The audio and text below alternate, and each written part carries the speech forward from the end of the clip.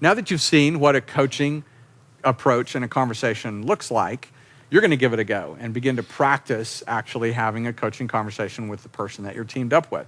So we just want to give you a few pointers. First, let's talk about some ideas on how to get a coaching conversation started. So there in your book, if you're working with someone who's not sure where they'd like to develop, but would like to do so, use the development topics checklist in advance. And there's a link there that you can actually use to email that list of topics to someone ahead of time.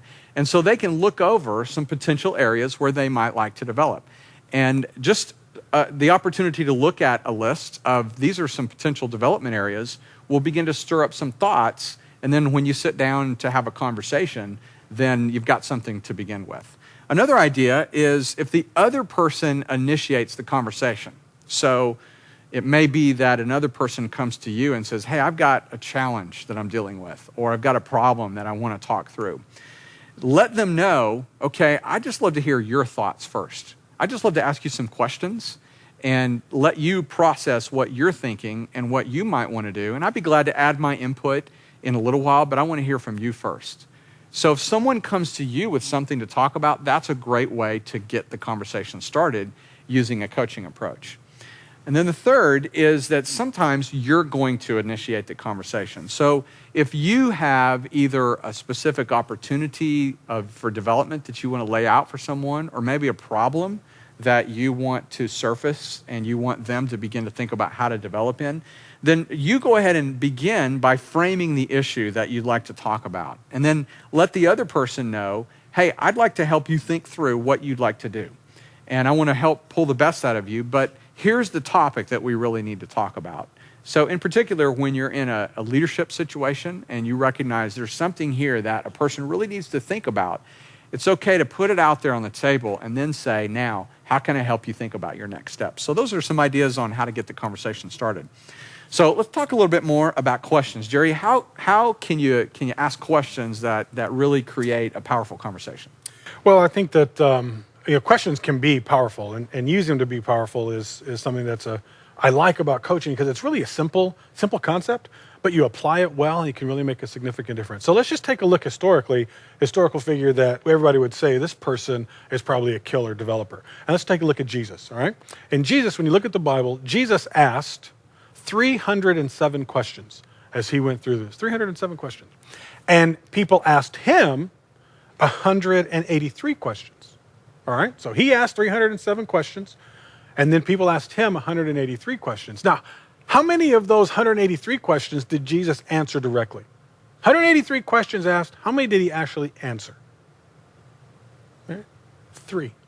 He only answered 3 questions directly. All of the other ones he answered with another question. So that's just a great example of how a coach can really help draw out and help people come to a new perspective. And so let's just talk about some real simple things about, okay, how can we make our questions more powerful? The first thing is to ask open-ended questions. Who, what, when, where, and how.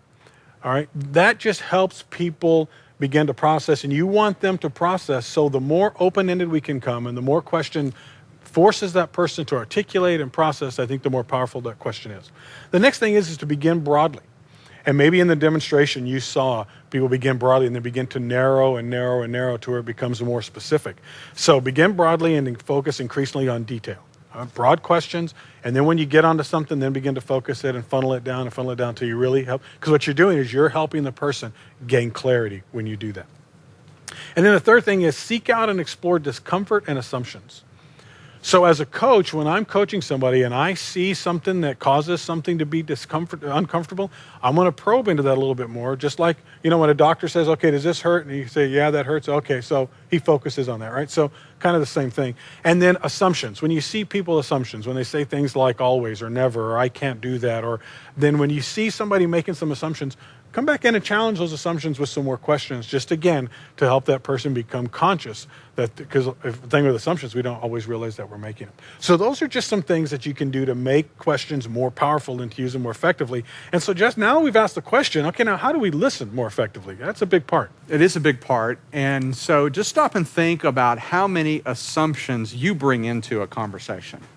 How many ideas you have about a situation that it's so easy just to project on the other person that you're talking with. So to help you think about this, let me share an example with you. There was a kindergartner class that was asked to finish some well-known statements. And so you're going to recognize these, and let's see what the kindergartner said. A penny saved is, but a kindergarten class said, not much. What about this one? Children should be seen and not, but kindergartner said, spanked or grounded. And here's another one. You get out of something only what you, and a kindergarten class said, only what you see in the picture on the box.